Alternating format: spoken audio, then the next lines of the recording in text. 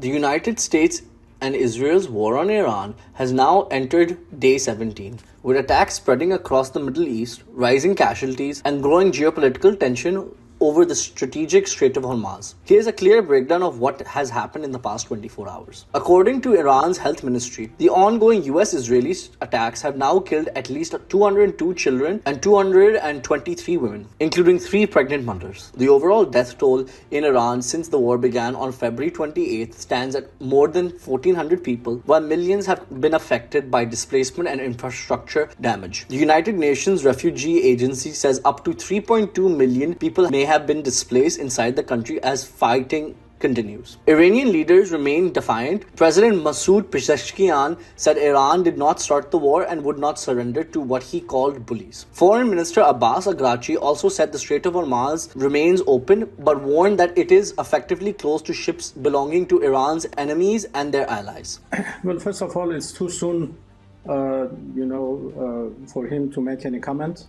We are all waiting for his speeches and comments, which would come later on. But I don't think the question of talking with Americans or negotiation with Americans once again would be on the table, because we have a very bitter experience of talking with Americans.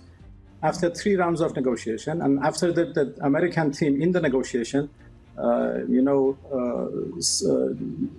said itself that we made a big progress, still they decided to attack us. So I don't think, talking with Americans anymore would be, on our agenda anymore. Well, actually, this is a war imposed on us, and what we are doing is only defending ourselves.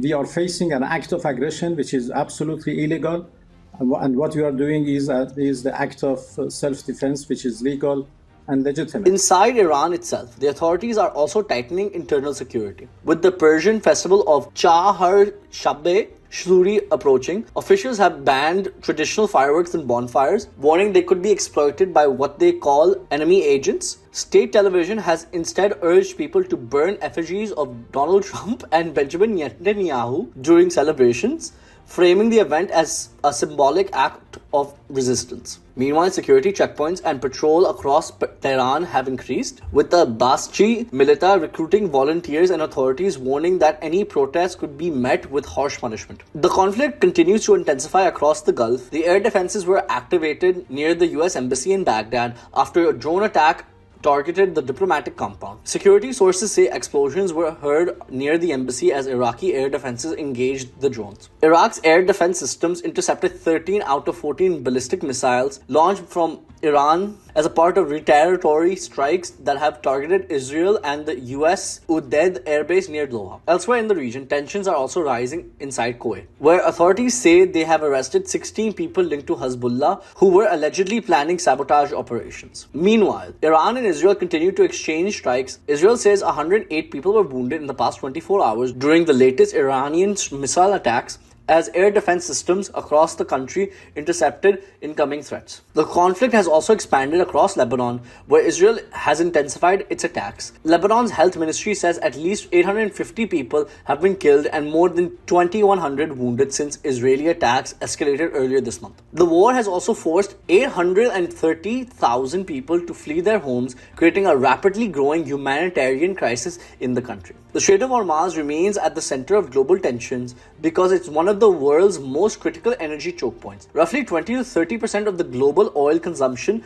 passes through the narrow waterway between Iran and the Arabian Peninsula. US President Donald Trump has now called for an international naval coalition to secure the strait and keep shipping routes open. Trump says numerous countries have told him that they are preparing to send warships, although no government has officially confirmed joining the coalition yet. Several allies have already expressed hesitation. Countries including Germany, Spain, Australia, Japan, and Sweden have also said they have no plans to send military vessels to the region. European leaders say they prefer diplomatic solutions rather than direct military involvement in the the conflict, even within NATO, there is little appetite for joining the war. Germany's defense minister said, "This is not our war," while the United Kingdom stressed that any potential mission in the region would not be a NATO operation. Despite the uncertainty around international support, the United States says it continues to expand its military operations. President Trump says that more than 7,000 targets across Iran have been struck since the war began, including military and infrastructure sites. The cost of the war is also becoming clearer.